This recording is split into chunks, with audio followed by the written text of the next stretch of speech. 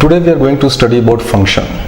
Now a function which is denoted by say f, a function f from a set D to another set y is a rule that assigns a unique, that is a single element fx belonging to y to each element x belonging to D.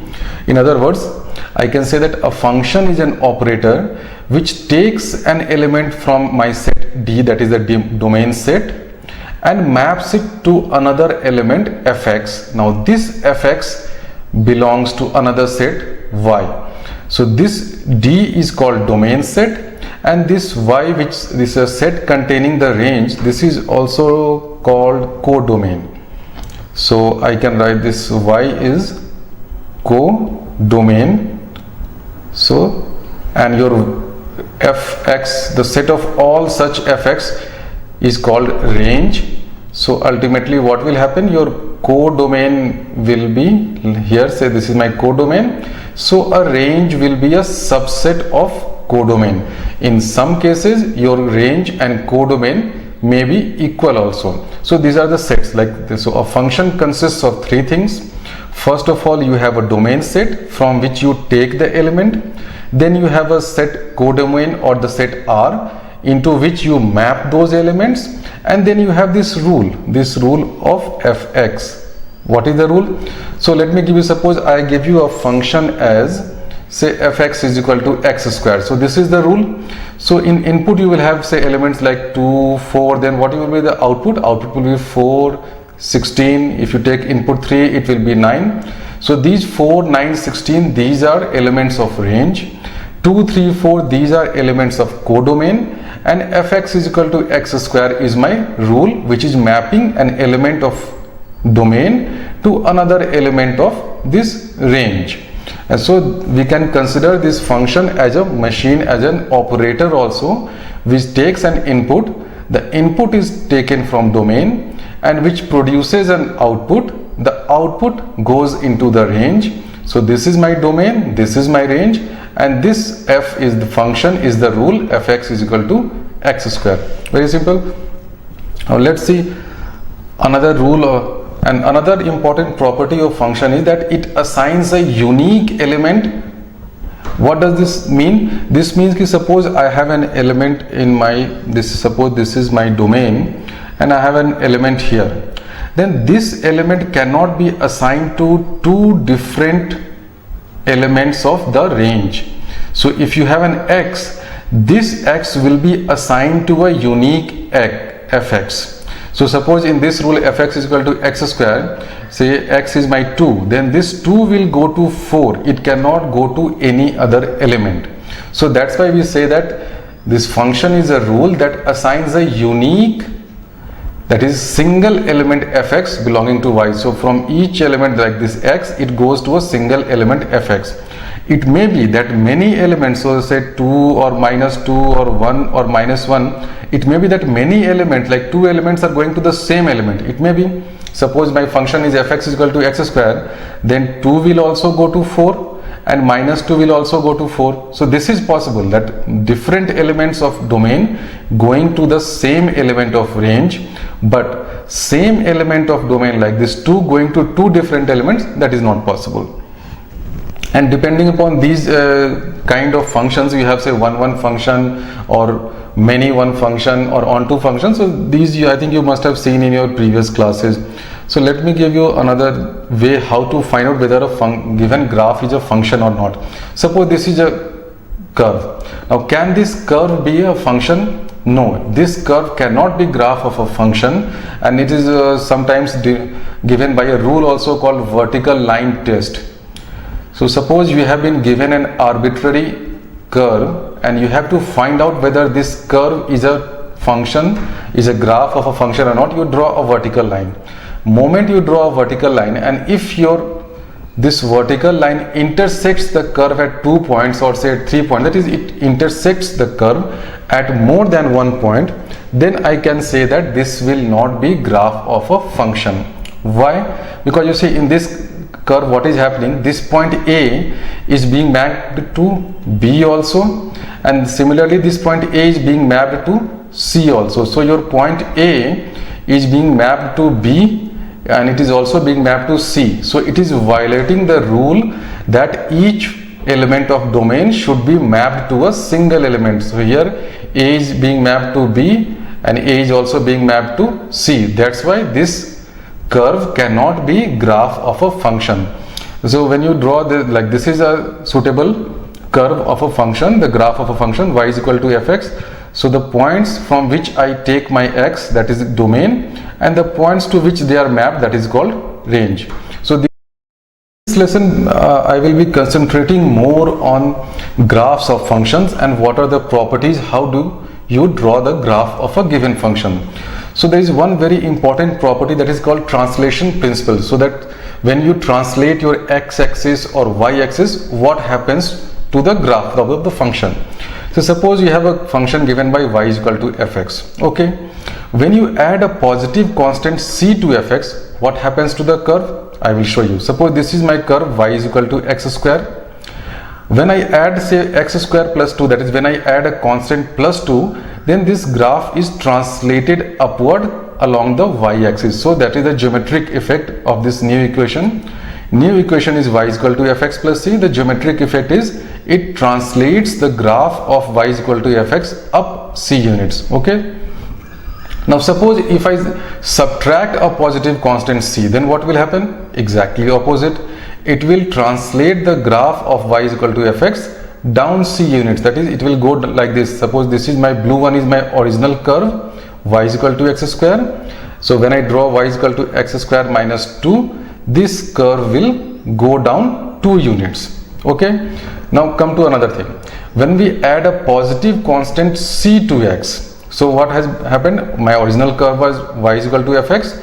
Now my curve has become y is equal to fx plus c. So what does it do? The geometric effect is it translates the graph of y is equal to fx left c unit. You see, when it is positive, it goes left. So you see the blue one is my original curve, that is y is equal to x square. When I have to draw the curve of y is equal to x plus 2 whole square, I just shift the blue curve 2 units leftward. So this becomes y is equal to x plus 2 whole square. And you can see that this curve satisfies this equation y is equal to x plus 2 whole square. How? You see where y will be 0 in the new curve? Y is equal to 0, it means x is equal to minus 2. So this red curve has to touch x-axis at x is equal to minus 2. Therefore y is equal to x plus 2 whole square is this curve. Similarly, if I subtract a positive constant c from x, that is my new function is y is equal to fx minus c. So the geometric effect will be it translates the graph of y is equal to fx right c unit. So my original curve, the blue curve, was y is equal to x square. Now it will become y is equal to x minus 2 whole square is my new curve. So it will go right direction 2 units. So these are the effects of adding or subtracting a quantity either from x or adding or subtracting from y. Now we will see some other properties.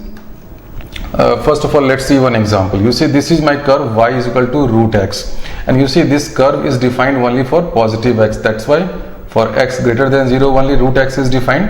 That's why this curve, blue curve, is shown this side, that is on the right side of this y axis. So this is my y is equal to root x. If I have to draw y is equal to root x minus 3, then since this is minus 3, I have to go 3 units towards right. So my curve will become like this. So this curve is exactly same as this curve, only it has been displaced 3 units to the right.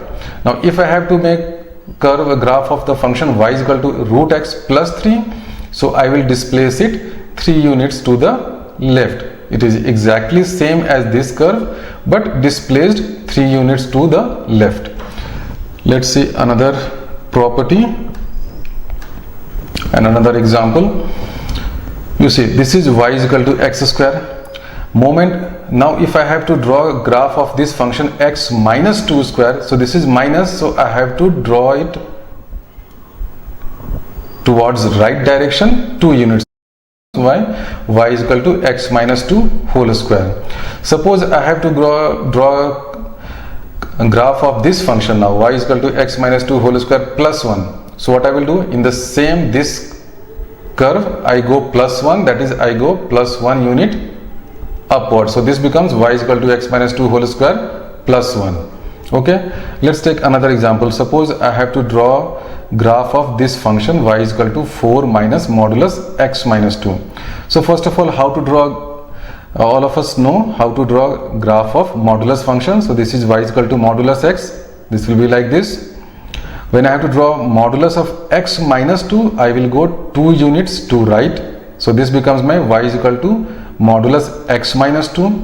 Now I have to actually draw the curve of this 4 minus modulus x minus 2. So when I have to draw minus of this curve, minus of this graph, what will happen? This will be just inversion, like this was up above, this will come down, so this will become like this. So this is become y is equal to minus modulus x minus 2. This graph has been inverted, that is, this is the mirror reflection of this graph, mirror reflection under the this x-axis. Okay, so this is my y is equal to minus modulus x minus 2. Now what will be y is equal to 4? It means we are adding plus 4 unit. So this graph will go upwards plus 4 units. So this will go like this. So this is my final graph, y is equal to 4 minus x minus 2. Okay, now let's see another properties. Earlier in last slides we had seen translation of axis, that is x going to x plus c or x minus c and y going to plus or minus c. Now if we are stretching or compressing, what will happen? So what I mean, suppose my original function is y is equal to fx. Now I multiply fx by c. So what will be my new equation? It will become y is equal to cfx. So the geometric effect will be, it stretches the graph of y is equal to fx vertically by a factor of c. Why does it stretch? Because I have taken my c greater than 1. So suppose my original curve was like this blue one, y is this red one, violet one. My original curve or graph was this violet one of y is equal to cos x. Now the new curve is y is equal to 2 cos x, so it will be stretched by a factor of 2. Similarly, if I multiply by c where c is less than 1, then what will happen? It will compress it. So you see, it compresses the graph. So what will happen? Suppose my original curve was y is equal to cos x, this violet curve. So the new curve, that is of y is equal to half cos x, the blue line, it will be compressed by a factor of half. Okay, now if I have to say multiply x by c, in this case first of all let's take when c greater than 1.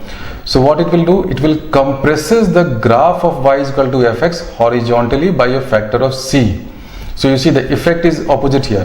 When I am multiplying x by c and c is greater than 1, it is compressing. For y it was stretching when c was greater than 1. So why it is happening? You see, my original curve is this violet one, y is equal to cos x.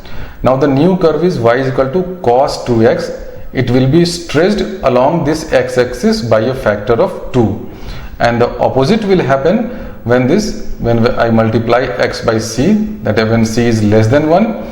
So y is equal to fcx, it will be stretched along x-axis by this factor of 1 by c.